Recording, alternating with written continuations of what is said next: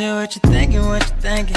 What's on your mind? Shit, what you thinking, what you thinking? Hey, what's on your mind? Shit, what you thinking, what you thinking? Tell me, what's on your mind? Shit, what you thinking, what you thinking? Hey, what's on your mind? Say what you thinking, what you thinking? What's on your mind? Say what you thinking, what you thinking? Hey, what's on your mind? Say what you thinking, what you thinking? What's on your mind? Say what you thinking, what you thinking? What's on your mind? Hey, Tell me, oh, tell me. Tell me, oh, tell me. Tell me, oh, tell me. Tell me, oh, tell me.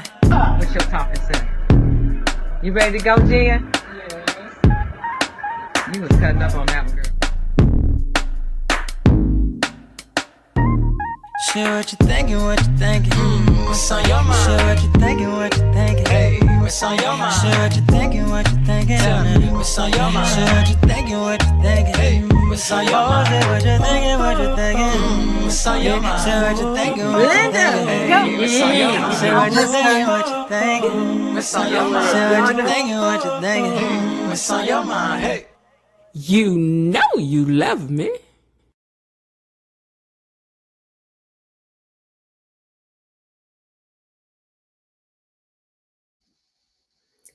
Hey, Gatekeepers, how are you today? Thank you so much for joining me. Today, we've got a guest who's mastered two worlds. He's a three-time Emmy Award-winning director who's worked on General Hospital, The Young and the Restless, and now the groundbreaking CBS series, Beyond the Gates. And when he's not behind the camera, he's also a rock visionary as Phideaux. He's released over a dozen albums from Doomsday Afternoon to Inferno, building a global fan base with his mix of prog, psychedelic, and gothic rock. He's directed some of the biggest moments in daytime TV, played international festivals, continues to inspire fans in both music and television. So Gatekeepers, help me welcome to So What You Think, the multi-talented, award-winning, the one, the only, Phideaux Xavier. Want to give you a grand welcome. Ms. Jen, so nice to meet you. Thank you. Nice Thank you. It's so great to be here. Yeah, this is going to be fun. Yeah. All right, so I'm not going to waste your time because I know time is, of the essence around here. All right. So it's truly a thrill for us for you to be here today. And I want to start by asking you about your name. I know that it's you chose that name for the stage, but is there a story behind it? Because usually as entertainers, we choose a name. What's the reason behind the name that you chose? Well, the reason behind the name, my name used to be Scott Riggs, and it was, one syllable, each name one syllable. To me, it seemed like a boring name. When I was 13, I was playing in a rock band with some friends in high school, and we were called Sally, Dick, and Jane. And it was myself and three girl friends of mine, twins, who played Jane.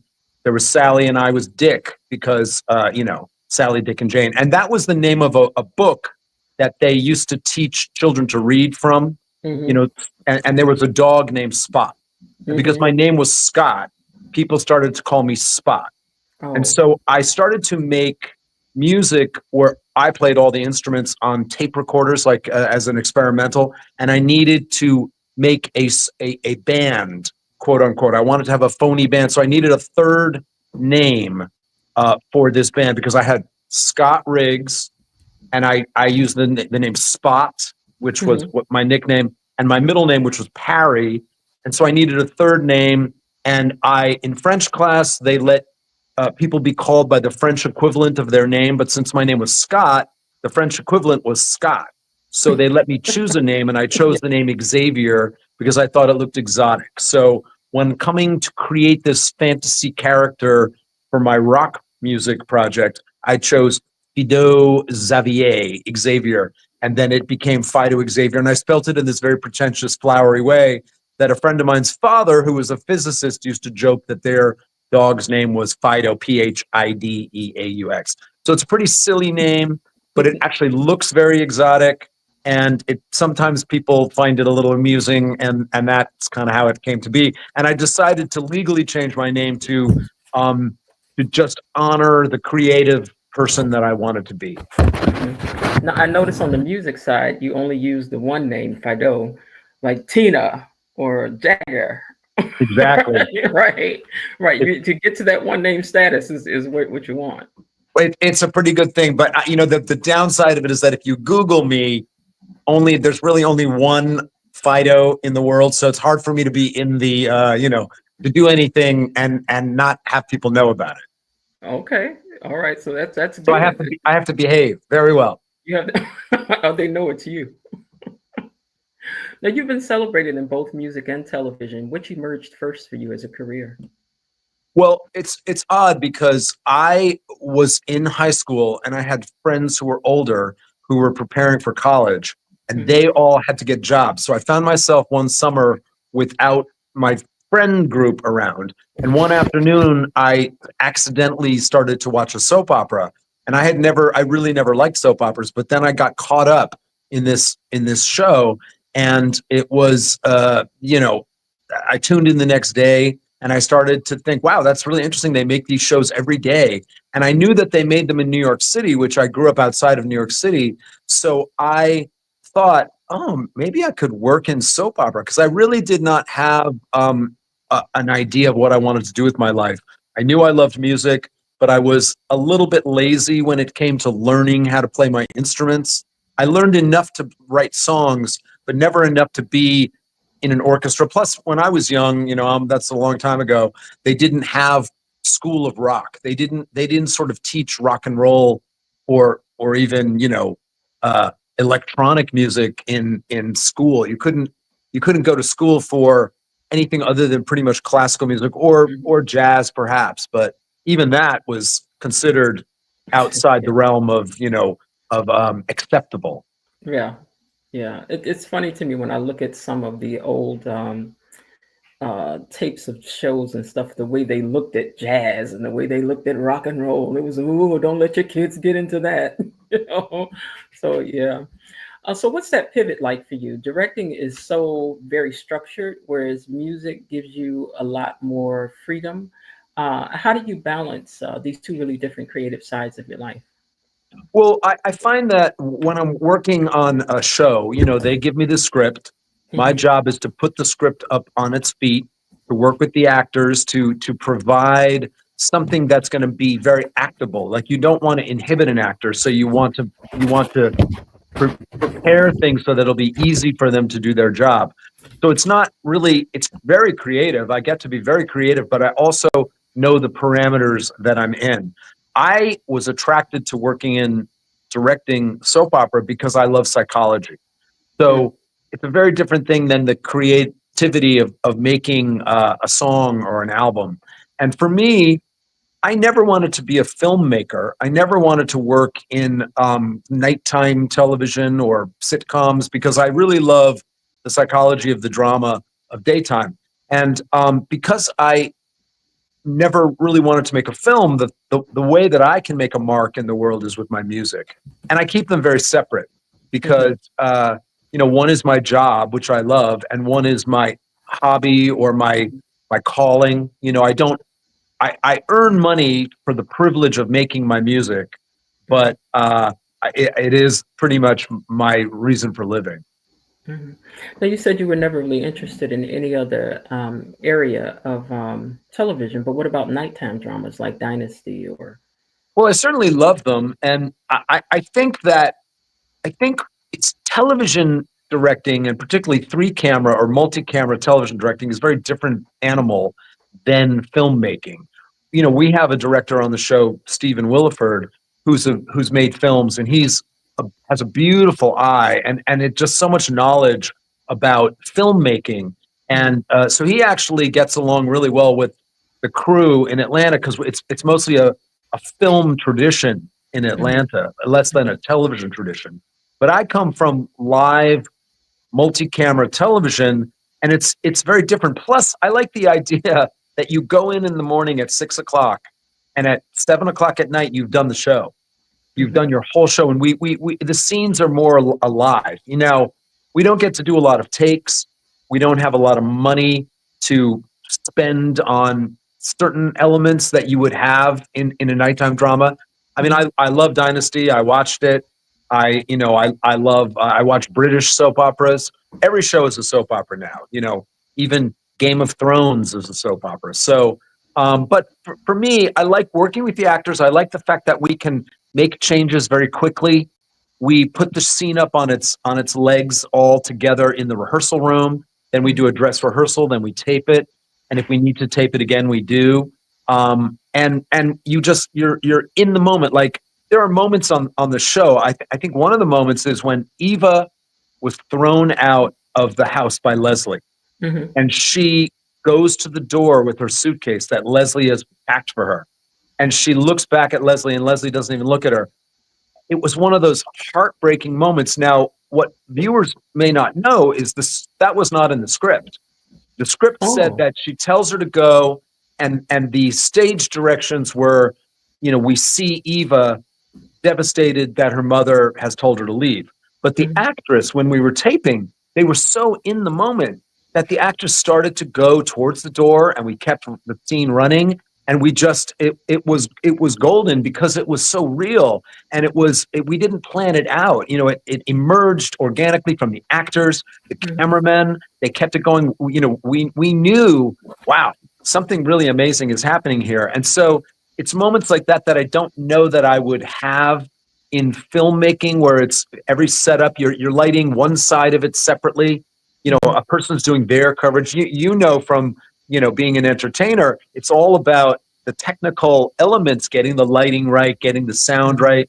And so we have, in daytime, we get it all. We have like a template that we work with. So we know that when we go into a set, we can shoot many of the angles, get all the audio live simultaneously. And our crew is amazing. So it's things like that make me attracted to the quickness, the way in which daytime moves, and you just feel very caught up in it. I hear that it moves so fast that I think I heard one of the actors say that rarely do they get to do 2 takes. Very rarely. Yeah. So since they said that, I'm always looking for the mistakes. I'm like, let me see. Look, why did she just call her by the wrong name? Well, the thing is we really don't let mistakes go on the air. If there's a mistake, we go again. Okay. There might be a time when a performer will say a line in a way that maybe they misspeak, and then they go back and they correct themselves, and we convince ourselves as we tape it, like that's real, that's normal, that's natural. And sometimes there's only so many times you can do a scene before you realize that you're in danger of ruining the rest of the day if you spend too much time on one scene. And if an actor, unfortunately, we've got great actors on the Gates, and if we didn't, that would be a problem, because then you'd have to let things go on TV that you didn't really believe in. So that makes me think about how soaps used to be live. Do you think you would like to do something like that? Do you think they'll ever do an episode like that? Well, I don't know that the Gates ever will. I hope to God they do. I had the privilege of working on one live episode of General Hospital about 10 years ago. And that was the biggest thrill of my life. I could not believe how fun that was. Now, when they were live in the 70s, they were a lot simpler. They really did not, do things that were that complicated.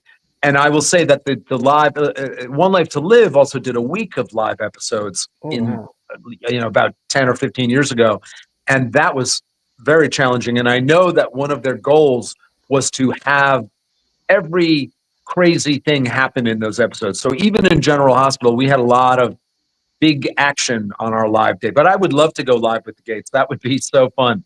Yeah, you have to push that and see if somebody. I mean, Procter and Gamble should do it. They should, and I check. It would be fun. It would. That would be exciting to watch.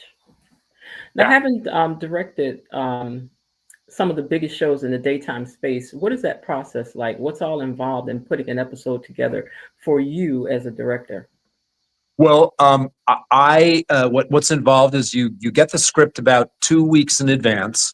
You have a meeting where you talk about all the scenes you're going to do with all of the different department heads, and we identify unusual things that we might not have on ready hand. Like if there's a special costume thing that has to happen, or if someone gets a prop, or there's a necklace that's introduced for the first time, or if, in our case now, there are a lot of text messages or, details that have to be dealt with, or if we need a stunt coordinator or an intimacy coordinator for a love scene. So we talk about all that 2 weeks in advance. All of the changes that might be needed in the script, if the script writers wrote a beat that involves a set that we can't use or an element that we don't have, they may need to revise the script. So then I will get my revised script about 4 or 5 days after my meeting. And then my job is to block the script. So I go through the script and I read it and I figure out where all the actors will be for each of the moments. And then I write down camera shots to figure out, well, this is when we'll cut to the close-up of Naomi. This is when we'll go to the 2-shot where we see Jacob take Naomi's hand. And then on camera 4, we'll take them as they go to sit on the bed. And so once I do that, I make a plot for the lighting department to show them where everybody will be standing or sitting in any given scene so that they know where to focus the lights. I write down all my prop information, any cups of tea or cups of coffee or extra things that someone might need, and I number all of my shots so that the cameramen know what their shots are for the whole day. And then I copy that script, I send it to the PA who copies it for the crew. And the day before we tape, we have what we call a tech meeting where we sit with all the department heads. And now that we've had that 2 weeks to get all of our work ready, we review what we're going to need for the next day's taping. And in that meeting, we discuss everything that came up at the meeting 2 weeks ago and anything that might have changed in between. And I'm told by the department heads, yes, you'll have this. No, we couldn't get that. You'll have to change things with this. We kind of negotiate what's going to happen the next day. We figure out the schedule for taping it. And then I go home and study my script again so that when I come in at 6:30 in the morning, I know exactly what we're going to do. I've answered all the questions in my own mind. The producers have briefed me about what they want. I tell them what I'm planning to do. They generally approve, or, we discuss the plan for the day. And then we start taping at 8:30 or 8:45. And if we don't have too many exotic makeup or hair calls, then I get to rehearse with the actors in the morning from about 7 o'clock, 7:15 until 8:30. So we rehearse a group of scenes, and then at 8:30, the camera crew has come down from a meeting where they've discussed with the associate director all the camera shots. And then we start rehearsing and taping, and we maybe rehearse 2 or 3 scenes at a time. We'll say, okay, well, let's rehearse the first 2 scenes in the hospital, nurses station. The actors come. We do a dress rehearsal, then makeup and hair, and everyone, check to make sure they're all looking good. We tape that scene, hopefully in one take. Hopefully our dress rehearsal answered any questions. After the dress rehearsal, the producers will weigh in with me about any notes that they want to bear in mind. There might be a future story point that an actor doesn't know about that we've got to whisper to them and say, oh, by the way, when you talk about this, don't forget what's going to happen in the future is this.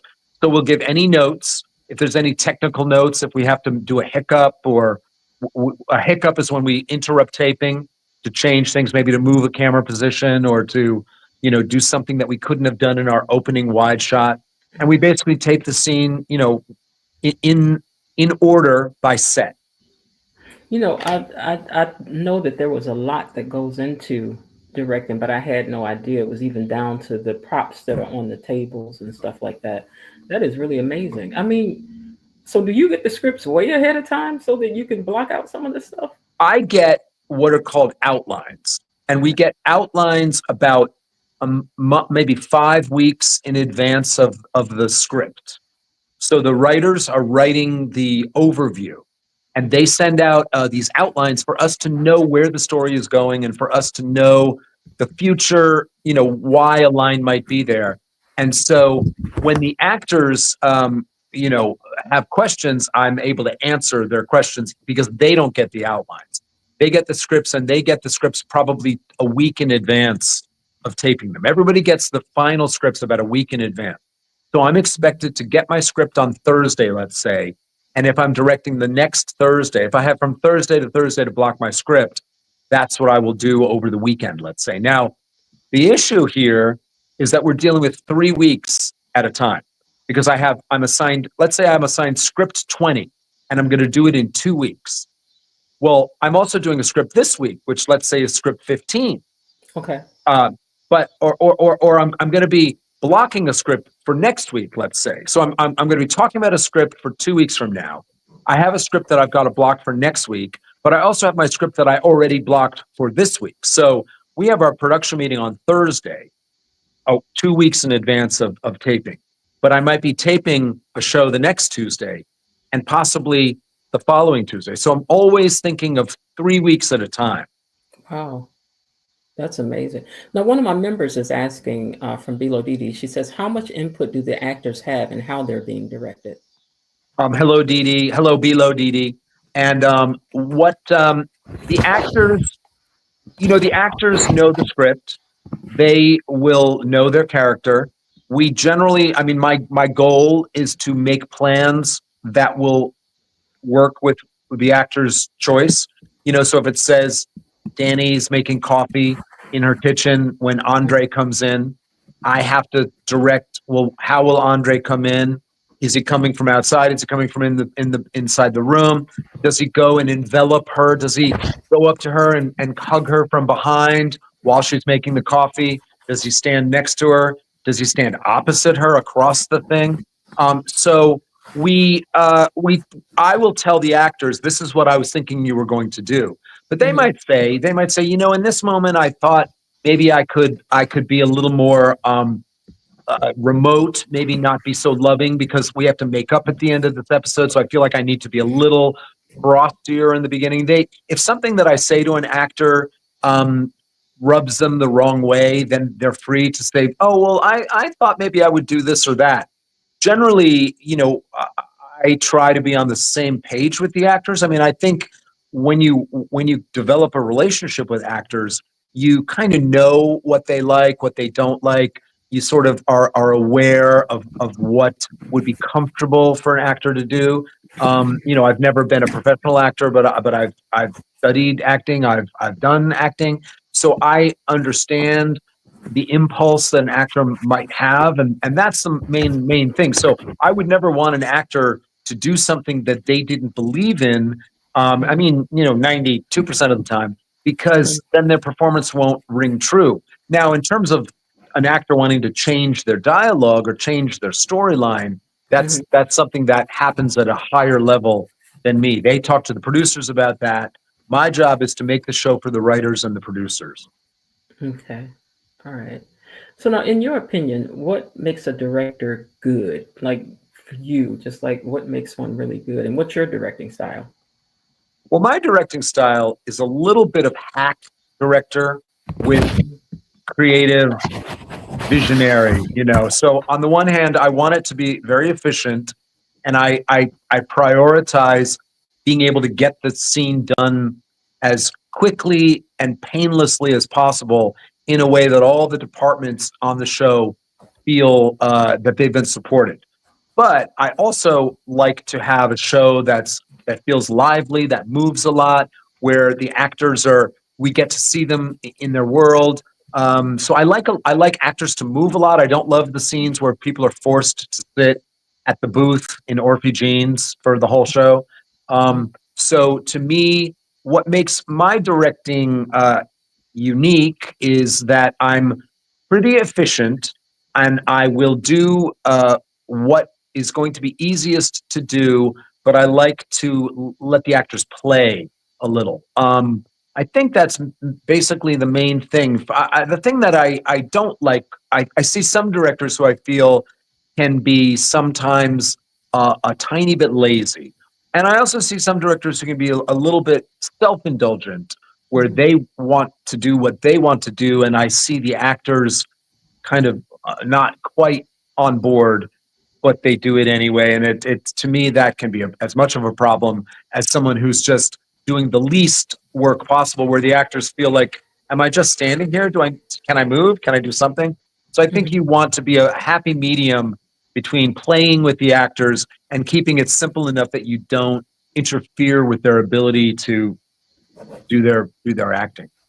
That's my approach with musicians because I'm usually the headliner of what I do. Okay, so with musicians, I am not a musician in that sense.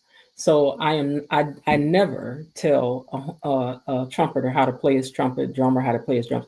I tell you what I want and let you figure out how to get it there, because that way to me, creatively, I get the most out of them by freeing their hands to, do what comes natural to them. So that's more I share the same style with you. Get out of the way and let them do what they do. Yeah, I mean, the trumpeter is the trumpeter. You might say, I want something sadder. I want something that's really gonna, be exciting in that moment. I was watching Shirley Bassey, a concert of Shirley Bassey from 1973, where she was singing Goldfinger, and the trumpets were amazing, and they were very stirring, and you could imagine her saying, "Okay, I want to really be awakened in that moment." So I will tell an actor psychologically, what I think could be happening, but I won't say, "Could you be louder here? Could you be, I want you to yell at him more or say it like it." You never want to have someone do it the way exactly that you want it to be done. Mm-hmm. You mentioned Shirley Horn, and it made me think about one of the best moments in my life is that I went to an event in Washington. And I'm walking through this. They allowed me to come to the big party. So there at the table was Betty Carter and Little Jimmy Scott and Cleo Lane and who else was at this table? Abby Lincoln. And they go, "Oh, we're over here, dear. Come and sit." And I thought, "Oh, they think they know me." I ran over and sat at that table so quick just to soak some of that up, and it was thrilling. That is really fun. Yeah, no, it's amazing interacting. I mean, that is one of the things that I get to do working on the show. I get to work with Tamara Tooney, I get to work with Carla and Daphne and Clifton. There's so many amazing people on the show. Yeah. Tamara, it was Leslie that I started out imitating, but now Tamara is what, her voice is just so very different and full and robust. Just saying her name, you evoked her perfectly. Yeah, I love her. I love her. All right. Are there any deleted scenes? This is from one of the questions from one of the viewers. Are there any deleted scenes or extended scenes from the show, and will we ever see them? There are many deleted and extended scenes, and I don't know that there's a way in which one would be able to see them.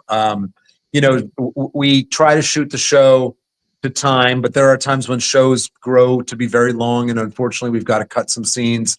It would be great if they could put them online as bonus tracks, as it were. That would be a great thing. I think write to CBS, write to the P&G and ask them to do that, because that would be fun. We're soaking everything up, so if they put it out there, we'll argue about that too. And it's really funny to me the small things that people will nitpick to argue about this show. And I go, really? Is that what really gonna? Okay, well, but it's funny to watch. It's fun. Well, just know that many of the little things that you nitpick about the show, we ourselves are not. We're not unaware of some of the budgetary issues. The sets that people live in or are constantly seen in, or sitting on beds that are someone's bed. There's things that we just have to do it because it's the way it is done on our show. There are things for me that I address, but it's just stuff that I talk about just because I have to keep the show funny and light and keep them engaged talking about these things. But and you do a great job. I must say that I saw your show on YouTube, and I was sitting on my sofa preparing my script, and I was like, "Oh, look, someone's talking about Beyond the Gates," and it's an episode that I directed. I haven't seen that episode for a while, so let me hear what they're talking about. And it was wonderful to relive the episode and see the pictures that you chose and hear the commentary. I think I even went in the chat that day, and people were like, "It's not really Phideaux." Yeah, I told you, I was like, and I knew that nobody would believe me. And it was funny because someone someone obviously went to my Wikipedia page and discovered that I had a previous name, and they're like, okay, if you're Phideaux, what's your previous name? And I said, well, my previous name was Scott Riggs. Oh, they asked you to chat that night? They did. It's true. Those were probably my moderators because, you know, as I'm telling you, even today, I was like, if I click on this picture, or if I click on this camera, and this is not the guy that I've seen in these interviews, you know what I was going to do? Interview you anyway. Well, that would be good. Okay, you know what? Yeah, I know you're not who you are, but yeah, see how well they could fake it. Right. Well, no, I was going to tell them I know you're not who you said you were, but you know, let's talk about you know, why are you imitating this guy? Like, there you go. Going to be my take on it. Like, so why are you imitating? You must really admire his work or something, you know? Right. Yeah, it's a lot to have to go to pretend to be somebody, I think, you know. Someone wants to, Raven Maniac. Wait, first of all, someone asked, do the actors know when special guests are coming on the show? Frank G asked. Well, generally, if like, you know, like when we had Devon from Young and Restless, the scene was written. We knew he was coming on. If we had a special guest from Real Housewives in our first episode. So very often those characters are written into the show, and the actors do know who's going to come on. Sometimes someone might be in town, and there might be a way in which someone is brought into the show at the last minute, and the actors might be like, "Oh, this is a revision. I didn't know that so and so was on the show today." So it could be a surprise, but generally they do know. Now, Raven Maniac 1 wants to know, are you able to let us know why there have been 2 weeks of show delays as of this week? Well, what I'm able to say is that when the show was given the green light, you know, a year or two ago, it was an experimental process. No new soap opera has been introduced since, you know, in the 2000s. The last one was 1999 or 1998 or something. So it was a very risky venture for CBS and the NAACP and Procter & Gamble to undertake. So they came up with a plan to put the most money into the shows by having an episode order of 200. And that took into account a couple of factors. One factor was preemptions by CBS due to sports. There were already certain sports days that were known in this year that there would not be an opportunity to have an episode. So they're like, okay, well, we already know that we have a reduced number of episodes. And I think they just thought there are certain weeks where historically there's lower viewership. So if we repeat a week of shows, we might get new people to sample the show, and we won't be burning off, you know, our valuable episodes in a way that that's not going to be seen by a lot of people. Now, as a watcher of soap operas, as someone who grew up watching soap operas, and I loved them when I was a kid, I would be very angry that I wouldn't get my new story. But I will just say, bear in mind that we're trying to grow the show. We're trying to, you know, introduce ourselves to new people. Some of these shows, you know, the first week is useful to be able to show people who are the people of Fairmont Crest. What is this show going to be about? Who are you going to encounter? So we used that week, you know, for the last preemption time. And this week, I gather they're showing the Leslie reveal of Eva at the anniversary party. Right. Which was a pivotal, which was essentially our first big secret drop. So I guess they just thought, you know, we're gonna go slowly into the process. Now, our show is an expensive show. We've obviously got the budget under control, but you know, working in Atlanta, we made the choice to work in Atlanta. It's a beautiful city, and it's got a lot of, you know, cultural heritage that we hold near and dear, and it's closer to Washington, D.C.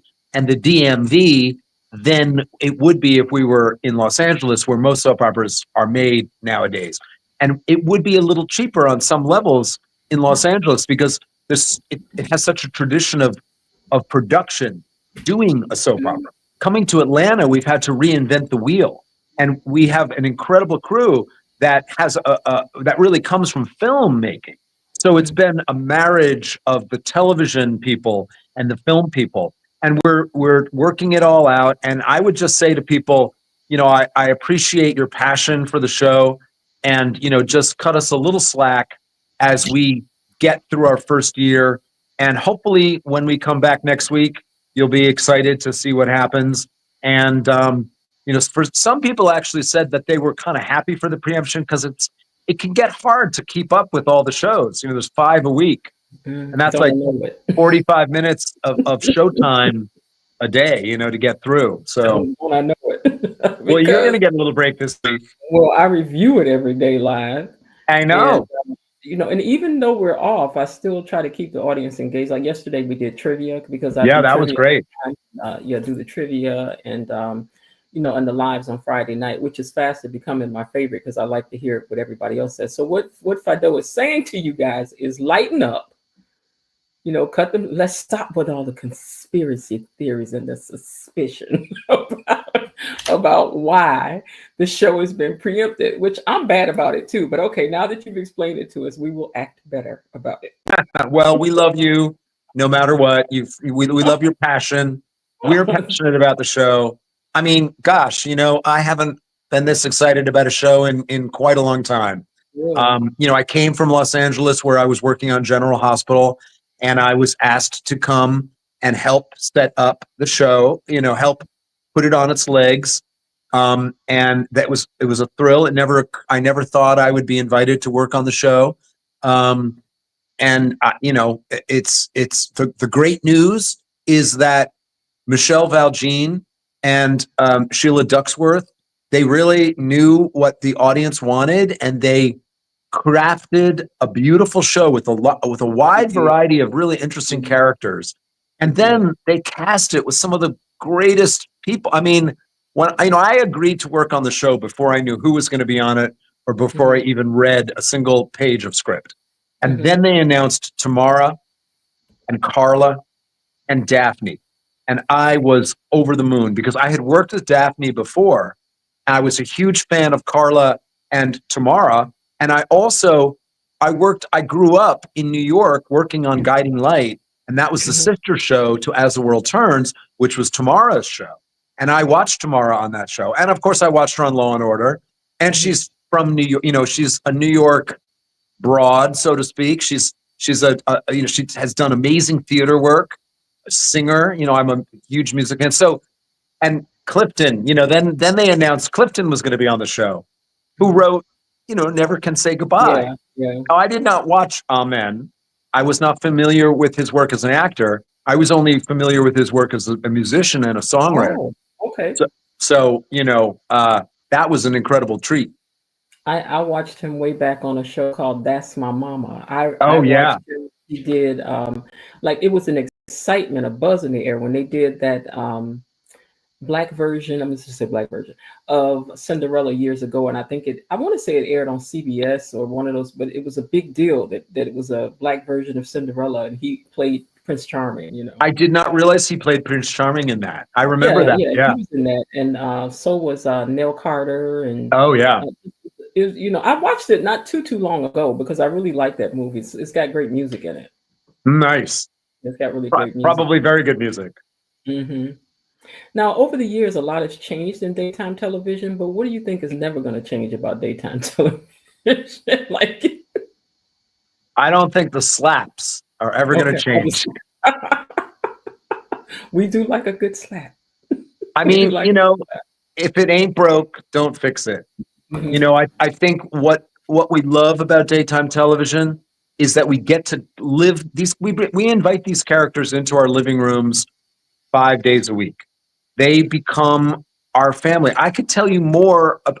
I worked on General Hospital for 18 years. I worked on Guiding Light for 12 years. I worked on Passions for 9 years. I could tell you more about what happened to the Corinthoses in General Hospital than I could tell you about some of what happens in my family. Mm-hmm. So, soap operas, and I remember when I would be in high school talking about what was happening on my soap, and people listening would be like, oh my God, are you okay? What happened to your aunt? I'm like, oh no, that's my soap opera. You know, you talk about these people like they're your real character, you know, your real family. Well, when I started reviewing it, I decided that that's what I like. I purposely approached it that way. I'm like, I'm going to talk about these people as if they're real. We're going to be free to gossip about them as if they're our neighbors, and that will be that, you know. And I love it because it's a free way to do that without hurting anybody for real. Exactly, exactly. Yeah, so it becomes fun. You know what? I'm out of this is out of context, but when it comes to directing somebody as tall as Timon is, what's the challenges with that? Because he's the only one that's really that height on the show. Well, you have to be careful not to have him stand too far downstage and have the camera too low because then we see the lights. You know, Okay. having two shots with him and Oh, Marquita can okay, be yeah, can be quite a challenge. yeah, They make it work. But yeah, yeah. you have this beautiful, sweet, petite Marquita and, you know, giant, gentle giant Timon, you know. Hmm. Yeah, I that's mean, something. who, by the way, anytime I see that I have scenes with the two of them, I get on my knees and I thank the Holy Creator. Thank you, Lord, for giving me these two incredible performers. I think everybody's performance is great. You know, even if we're complaining about somebody, I think it's because they're doing their job of presenting the character as it's supposed to be. You know, like people, oh, Ashley's boring. I think she's supposed to be boring. I think she's a real, you know, buttoned up type person. You know, so I think she's supposed to be like. But in my opinion, I know it's something coming down the line with her that's probably gonna, you know, change all that. Exactly. You know, the characters that we call boring often have Hmm. something that happens close to the second or third act that Hmm. surprises us. Hmm. Yeah. Do you think that Beyond the Gates has brought something different to the table as far as the daytime soap world? Well, I mean, without stating the obvious about, you know, a real focus on Black culture and Black history and Black excellence and Black style, you know, I will say that the clothing and the hairstyles on Beyond the Gates are probably better than any we've seen for quite some time. You know, when you mentioned Dynasty, I Mhm. said as we were gearing up to the show, one of the things about Dynasty that really made it a cultural phenomenon was With the the fashion. clothes. Yeah. And I think the clothes on the gates, you know, are every bit as amazing, you know. Mhm. And I think the hair, makeup, clothing is Mhm. top notch. You know, I Mhm. mean, the sets are gorgeous. I love our sets. You know, but you know, I think the other thing about the gates, Beyond the Gates, is that we don't have 65 years of history. We don't Mhm. have 82-year-old characters that, you know, we need to keep on the show because we know and love them from 30 years ago. We every character that's on the show is there because they fulfill a vital function and they're new and fresh. And I think that the the the thing that we sort of have forgotten by not having new soap operas come from time to time is, you know, once you are in an established show, there's only so much new excitement you can generate. Although the other shows have stepped up their game because of Beyond the Gates. I think they have seen that we really have gotten a great, you know, we have a great story, we have a great group of characters, and the show I think is looking good. I love Mhm. the sets. Excuse me, I love the way the cameras look. I love the fashion. So Mhm. what do we have? I mean, we've got a new window into a new part of American culture that Mhm. I don't think people have really, you know, obviously there have been a lot of significant shows over the years that have focused on Black families and Black cities, and you know, but this is a daily show that just brings you into a life that some people may not have you know, had the privilege of experiencing before. And that's really what, you know, drama is about. We try to tell people stories, and if we're true to if we're true to the truth, then we touch people. And I think that's what the Beyond the Gates is really trying to do, is bring you into behind the gates, beyond the gates, but to go beyond the gates and show us what, this kind of a life, what these people are all about, and how they're very different, very similar to all of us. You know, we don't have to be rich Duprees to love our families, to, you know, be loyal to each other, to understand the foibles that our loved ones have, to gently bring them down to earth. I mean, who doesn't have a sister or a cousin like Crazy Danny? And God, God hope that Nicole is somewhere in your life. And, you know, may you be, you know, a child or a grandchild of of Senator and Ms. Anita Dupree, because, Mhm. you know, all of us, that's what teaches us about humanity, is to watch it on our screens. And that's what daytime does really better than I think anything else. Mhm. Why does this show look different to me though? I say this all the time, but when I'm flipping channels and I'm looking at other, it looks darker. The sets look, I don't know, but that's this is not to criticize another show, but I just mean it looks different to me. Well, one of the things is we are using different cameras Mhm. than the cameras that the other shows are using, which was a definite choice that our DP, director of photography, Vince Stibe, chose. He consulted and wanted to bring us into the 21st century with a different kind of camera. And because we were creating our studio from ground zero, they had the opportunity to work, you know, to find the kind of lighting that they thought would work for the show. The show is a work in progress because when we started, we didn't have all of our lights. You know, some of our lights were held up in Germany. We were trying to get them over here. We have very specific lighting requirements on the show. So I think it's just the style and possibly the technical element Mhm. of the show.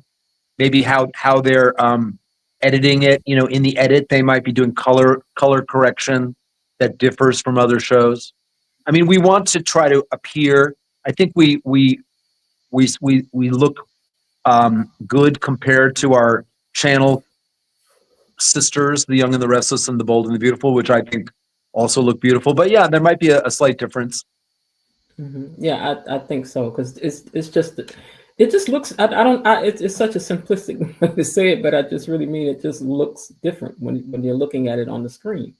It's, I don't know, the shots are not always quite as tight, or what's going on in the background with the sets is not. It just looks different. It is a really refreshing thing to see. I'm glad. Now, I would like for us to be able to look at this show differently after talking with you today as a director. So, what things can we focus on that you as a director hope that we pay attention to or appreciate going forward when looking at this show? Well, I would hope that you appreciate that each of the actors are very tuned into their characters, and all the choices that they make are very specific to them. So I just say notice the details, notice how the characters behave, because that is directly from the actors. Now, we as directors will make, maybe say hug this way or sit over here, or do, you know, we might give an idea, but the actors will make their special spin on it. I would say, personally, I think our scripts are the best scripts in daytime. I think our script writers really have a unique voice. Um, Mhm. I think some of what our writers love is to be outrageous.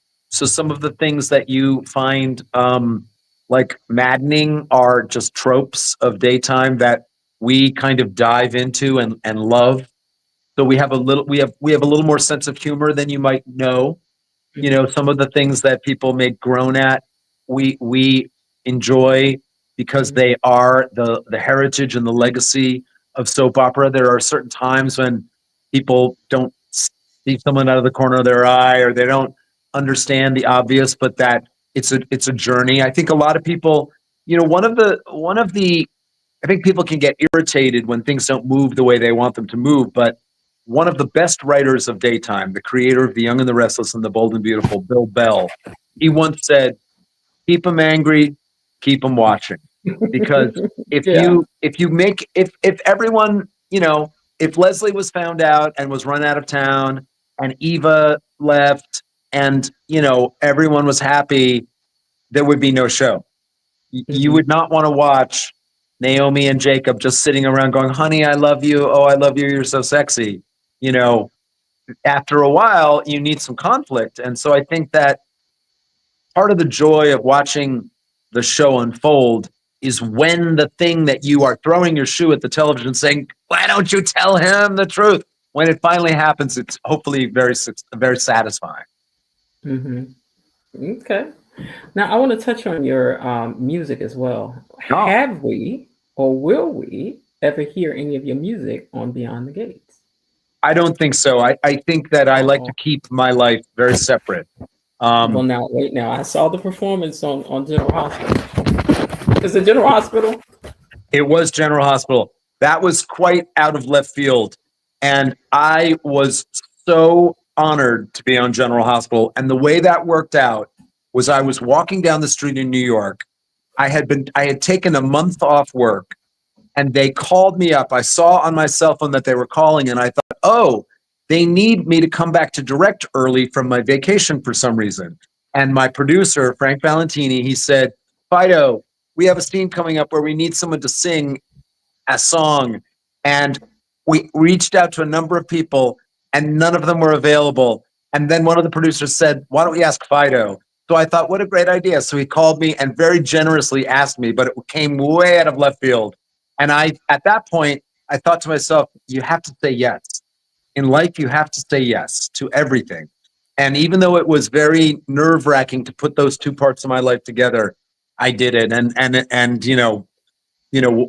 let the chips fall where they may. But that is not my goal. Is not to be singing on the shows. I really like to be behind the scenes, working with the actors. So you probably won't see me on the background. So I'm saying no music in the background, no nothing. Well, I don't know that my music is, suited to the show.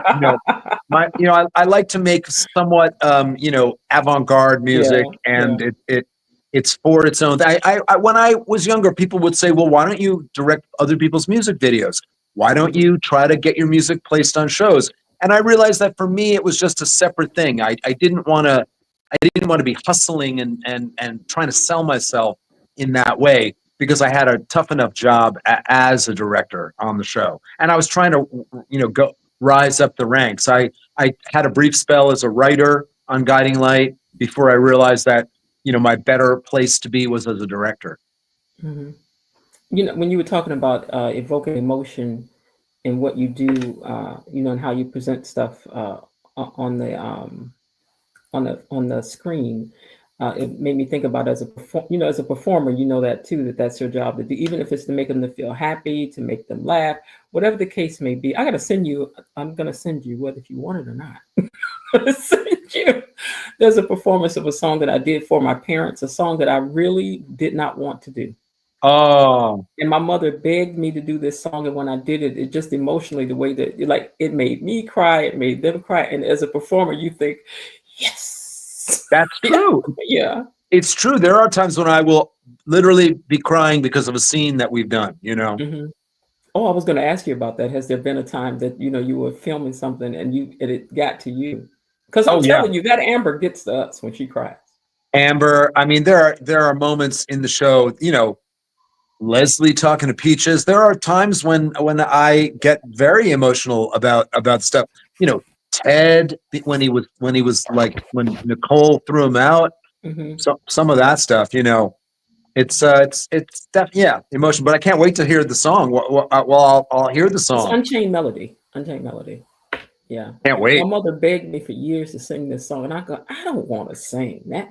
But once I figured out a way to sing it and make it emotionally, kind of catching for people, then it became one of my favorite songs to do, just due to that. Isn't that amazing? Yeah, is your mom still with us? Yes, in fact, she's with me. She's with me. Good. Good. Well, that's a blessing. Yeah. Yeah, my dad, they were married for like 63 years, I think. Wow. My dad passed away. I'm sorry to hear that. The greatest man that ever lived, my dad was. And but she's still chugging along. But she's with me now. Is good. Short, so she's with me now. So what about with the storylines? Have you ever been surprised by the direction that the storyline has gone yourself? Wow. Oh yeah. all the time. The Even writers, in stuff coming up. the writers continually surprise me. Yeah. Look, Oh, yeah. There's something coming up that's shocking, truly really? shocking. I did not think they would do it, and I thought it had to be phony somehow. But I was told no, it's real. Really? So yeah, Mm. not everything Mm. is not always peaceful and happy in Fairmont Crest. Some bad people live in Fairmont Crest, and bad things can happen to good people, even. Don't you say anything, but I do not believe that Haley is as sweet as she puts out to be. No, no, no, no, no, no, What no. are you No. talking about, No. Haley? Yeah. I mean, she, okay, well, she fell in love. She had the crime of falling in love with her best friend's married father. Yeah, we've heard that story a thousand times. Look, she made great cookies. Yes. She brought Yes, Nicole she did. cookies in episode 2. Yeah, okay. Yeah, we've heard enough of that. Okay, so I'm going to wrap this up because I know you didn't come over here to talk to us all day long, but the gatekeepers would not be happy unless I asked you, what can you tell us about the upcoming episodes that will be well worth looking forward to or seeing unfold? Is there any hint of anything you can tell us? Well, I can tell you that. Well, you've already seen the Articulates concert, so Yes. that was stellar and standout. I can tell you to watch out for Vernon, Mm-hmm. who has been very supportive of Anita. And, Mm-hmm. now he was a fan of the Articulates, Mm-hmm. and now they're back together and they're working. So he now can become friendlier with some of the Articulates. Oh, we already know who he's friendly with.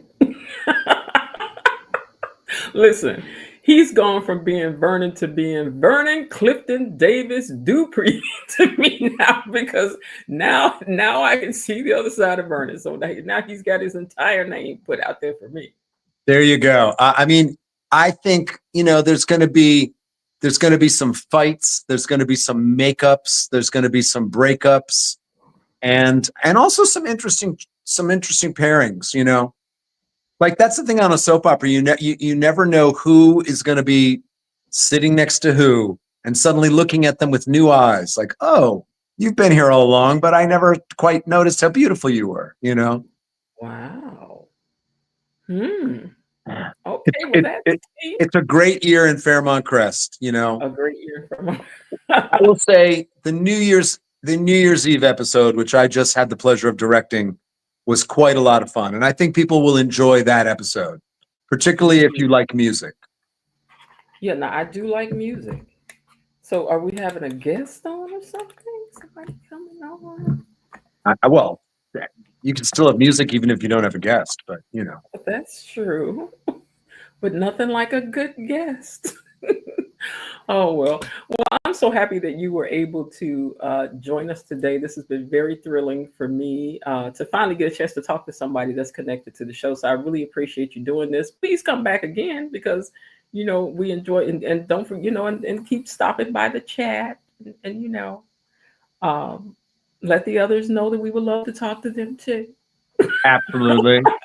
If but if not, you can be our friend.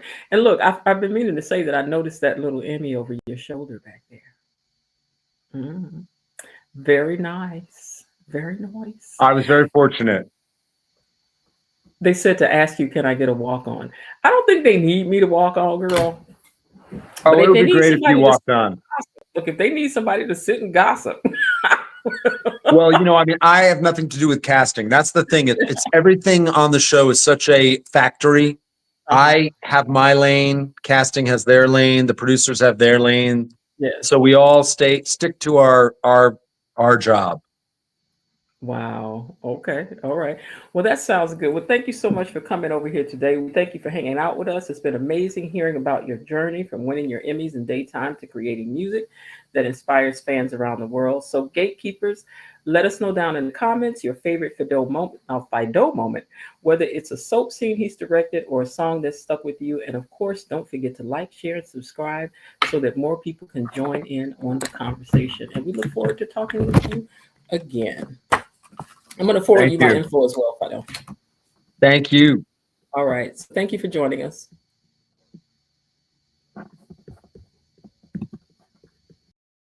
Okay, that's it for today. They're closing the gate, so I've got to close this door until tomorrow. See you then. Bye-bye.